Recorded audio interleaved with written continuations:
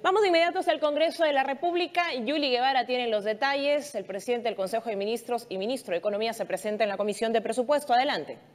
Del Consejo de Ministros y Ministro de Economía, Fernando Zavala, en la Comisión de Presupuesto que preside Karina Beteta. Él está exponiendo sobre el marco macroeconómico multianual.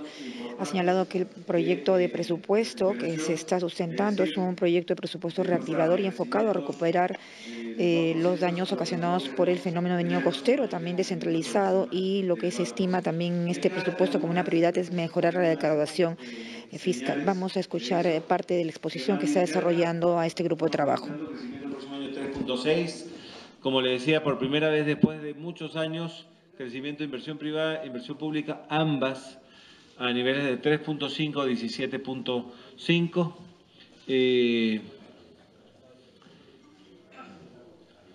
Cotización de los minerales en positivo, y como vamos a ver más adelante también hay otros indicadores en positivo, por ejemplo, exportaciones, importaciones de bienes de capital y también turismo. Siguiente. Dos indicadores muy positivos de afuera, producción, índice de comercio y producción global, y dos, producción industrial. Se ve cómo está cambiando ya la pendiente. Siguiente. En términos de los precios de los principales commodities del Perú, vemos el cobre, una demanda importante, pero también se ven otros minerales que están teniendo una reacción positiva. Siguiente. Oro también. Siguiente. A ver, una cosa es lo que puede venir de fuera, pero también nosotros tenemos que hacer nuestro trabajo, y eso se hace a través del impulso fiscal. Lo que vemos ahí son los crecimientos en términos de ejecución pública en los últimos 2 años. Como es natural, el presupuesto en el Perú, no este año, sino muchos años, tiene mucha tendencia a ser ejecutado hacia el último trimestre. En promedio se ejecuta el 40% del presupuesto del último trimestre. Dado esas condiciones y lo que llevamos nosotros de ejecuciones a agosto, estamos estimando estar en una ejecución a nivel de inversión pública cercana al 85%. Este dato de la derecha también es importante. Estamos en línea con lo que aprobó el Congreso. A veces se olvidan de lo que aprobó el Congreso, pero el Congreso aprobó un déficit fiscal para este año de 3%, estamos por debajo de eso, estamos a niveles del 2.9%. Así que tenemos todavía espacio dentro de esa prudencia fiscal, pero también dentro de esa política contracíclica. Siguiente. Importante aquí, no, dale para atrás. ¿Cómo está la inversión? Lo positivo que se ha dado en los últimos meses y lo que viene para el resto del año es los 3 niveles de gobierno en positivo en términos de ejecución. Y quiero que miren la gráfica a la derecha, que es muy explicativa de lo que ha pasado. Es de enero a mayo, justamente donde tuvimos el efecto del fenómeno del Niño, versus junio y agosto. Entonces, por ejemplo, ejecución nacional los primeros 5 meses por estos problemas, menos 13. Ya en los últimos 3 meses en positivo 4%. Miren, por ejemplo, transporte, quizás el sector más importante en ejecución, menos 16 de enero a mayo, pero ya un rebote importante de 9.3%. Siguiente. Y como les decía, tenemos amplio espacio para seguir ejecutando en los próximos meses. Si vemos a mano derecha, vemos el espacio que tenemos. Aquí hay lo que se ha sumado a la ejecución es lo que está certificado y es lo que está devengado. Entonces tenemos buenos niveles de ejecución en los últimos meses, y sobre todo pronosticamos mejores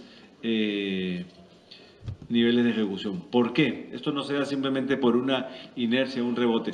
Hemos tomado la decisión ya hace algunos meses en el Ministerio de Economía, primero de facilitar varios proyectos que no estaban ejecutándose, por ejemplo, Línea 2, Talar y Juegos Panamericanos.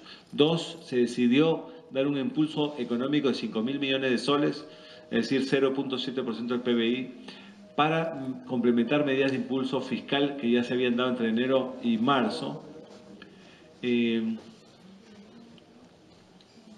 Y esperamos, señora Presidenta, la próxima semana ya mandar el último proyecto de ley con una nueva reasignación de recursos para asegurar que determinados sectores, proyectos, se ejecutan de aquí a fin de año. La idea es identificar a los mejores ejecutores y que ellos sean los que finalmente tengan los recursos. Siguiente.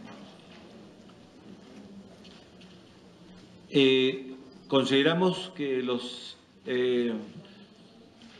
sectores no primarios sigan acelerándose en los próximos meses. Lo que estamos nosotros pronosticando, como alguna vez lo comentamos, son niveles de crecimiento de 2% en el mes de julio y agosto. Eso también depende de los resultados de, por ejemplo, pesca. ¿No? Pesca tuvimos la base del año anterior muy alta.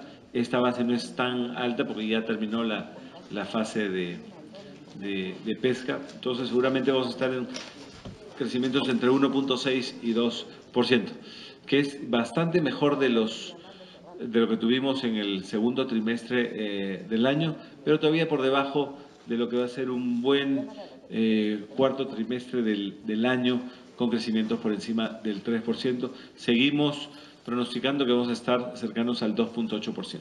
Siguiente. Eso es lo que les comentaba. El dato de julio va a tener el impacto de pesca, justamente porque termina el ciclo, versus el año pasado que en julio todavía seguía el ciclo pesquero. Si se quita el efecto pesca del dato de julio, debemos estar cercanos a 2.6. Siguiente. Como lo hemos repetido en varias ocasiones, señores congresistas, tenemos que estar positivos. Estamos ya viendo una fase muy acelerada de recuperación de la inversión privada, varios signos de que la economía viene bien. Eso va a tener un impacto rápido en empleo formal y en mayor oferta del crédito. Eso vamos a ver ya una aceleración hacia el 2018 de fuertes mejoras en las condiciones de consumo. Siguiente. Aquí estamos en la Filmina del Agroderecho comparando con rendimiento de bonos de gobierno a 10 años. Es importante, para esta etapa de recuperación vamos a tener menores costos financieros que otros países de la región y eso también va a ser parte del impulso del crecimiento. Siguiente.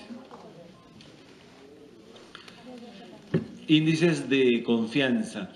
Miren el rebote importante que hemos tenido. Miren el lado derecho, el gráfico habla de 68.1 y es más, muy por encima la confianza que en países, por ejemplo, de la Alianza del Pacífico se encuentran entre el tramo pesimista y bordeando la mitad. Entonces, señora Presidenta, hay que ser positivos. Las cosas vienen bien. Siguiente. Acá. Esta es de las gráficas más importantes, son lo que se llaman los indicadores de inversión adelantada. Y acá lo que se está viendo es consumo interno de cemento, positivo ya algunos meses, y bienes de capital también en positivo. Y si vemos en qué sectores son los que están importando julio y agosto de una forma más acelerada que otros, minería creciendo al 87%, 87%. Servicios al 12%, manufactura al 11% y comercio 8.8%. Esos son indicadores que estamos con perspectivas muy positivas de crecimiento. Siguiente. Siguiente. Se espera también mayor inversión minera debido a mejores precios de metales. Vemos la inversión minera por rubro. Miren el lado derecho, variación anual. Esto es enero-julio. En exploración, 25% de crecimiento. En equipamiento minero, 25%. En la etapa de preparación, 23%. Infraestructura, 22%. Y miren, explotación al 10.5%. Pero si tomamos como indicadores de avanzada lo que es exploración e importación de equipo minero creciendo al 25%, podríamos estar esperando niveles de explotación por encima del 20%. Siguiente. Como han visto ustedes en el presupuesto, esta también inversión mayor en industrias extractivas tiene efectos muy positivos en, por ejemplo, la distribución de recursos a través del canon, que si no me falla la memoria estamos creciendo al 36%. Canon sobre canon y regalías. Siguiente. Pero no es solo minería. Acá tenemos que hablar de procesos de diversificación.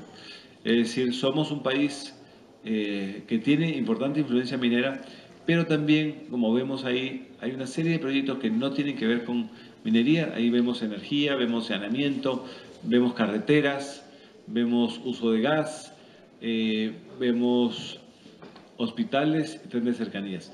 Como lo he sostenido, nuestra meta es poder concesionar proyectos a través de APPs, obras por impuestos, a niveles de $6.000 millones para el año 2019-2020. Siguiente. Esto ya lo hemos hablado en algún momento, la recuperación en B de la economía. Siguiente. Entonces, pasar de un crecimiento del 2,8 al 4%, y ahí vemos cómo las bases van a ser inversión pública, creciendo al 17%, consumo público el 5%, exportaciones casi el 5%, inversión privada que pasa del espectro negativo a la zona positiva después de 4 años, y las importaciones creciendo al 3,5% y consumo privado como mínimo al 2,8%. Siguiente. Composición del crecimiento, también es importante ver esto.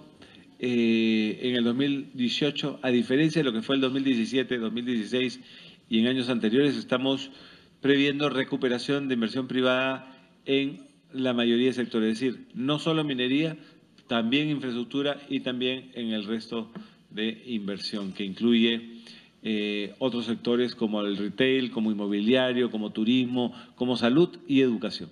Siguiente. Esto ya lo vimos. Siguiente. Importante, ¿no? Algunos dicen, bueno, no estamos creciendo tanto como otros países. Si nos comparamos bien, esto se le llama los 6 comparables de América Latina por su tamaño, por su dimensión, por sus características. Vamos a liderar el crecimiento de los 6 principales países de América Latina en el periodo 2018-2021. Seguidos de Argentina, seguido de Colombia, Chile y ya muy lejos Brasil. Entonces, liderazgo de este crecimiento a nivel latinoamericano. Siguiente. Ahora, no todo es presupuesto, no todo es inversión pública, señora presidenta. Tenemos que fortalecer nuestra competitividad. Es la única forma de sostener crecimientos de mediano y largo plazo. Y acá le pongo solo 4 conceptos que estamos trabajando en el Ministerio. Uno es el Plan Bicentenario de Infraestructura, mayor conectividad, y eso incluye ya sea mecanismos de ejecución, que puede ser obra pública, puede ser asociaciones público-privadas, puede ser obras por impuestos. ¿Y en dónde? En conectividad, ya sea vial, ya sea de aeropuertos, ya sea de puertos. Y estamos hablando de una inversión cercana a los $60.000 millones que se ejecutarán en los próximos 4 años. Segundo, mejorar la regulación e incrementar la competitividad productiva. Y aquí sí pedirle al Congreso, hay una serie de iniciativas que ha mandado el Ejecutivo que todavía no se han convertido en ley, y creo que es importante que se discuta, especialmente en la Comisión de Economía y en la Comisión de Trabajo. Simplificación, no, el presupuesto no. Simplificación administrativa y calidad regulatoria también es una base de crecimiento para darle viabilidad a la inversión privada, pero también darle mayores condiciones y facilitarle la vida al ciudadano. Ahí lo que hemos hecho es, por lo menos, ya derogar 1.200 procedimientos y esperamos, derogar y simplificar 1.200 procedimientos y esperamos una cifra que casi va a duplicar de aquí a los próximos 2 años. Y lo que no puede estar lejos del trabajo del Ministerio de Economía y otros sectores, es el desarrollo sectorial.